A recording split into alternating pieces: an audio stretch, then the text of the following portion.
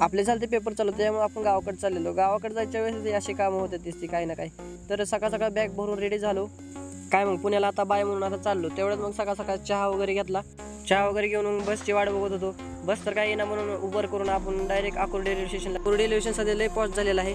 तर आपल्या लोकलला टाइम होता म्हणून आपण मस्तपैकी बाहेर नाश्ता करून घेतला. परत काय पुणे स्टेशनवर काय एक नंबर भेटत नाही कुठं रेल्वेत. तेवढ्यात आपण लोकल पकडली. लोकल पकडून डायरेक्ट आपण पुणे स्टेशनला पोहोचलो.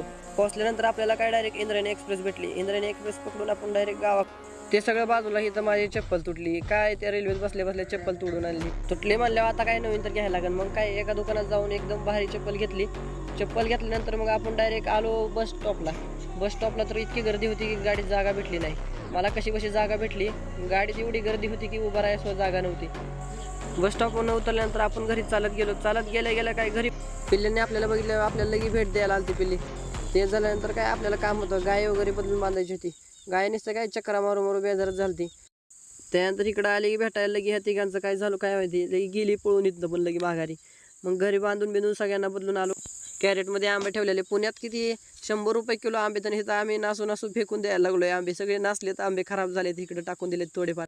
पुण्यात 3 आंब्याला 100 रुपये मोजायला लागतात. तर मित्रांनो भेटूया पुढल्या ब्लॉगमध्ये. फॉलो करायला विसरू नका.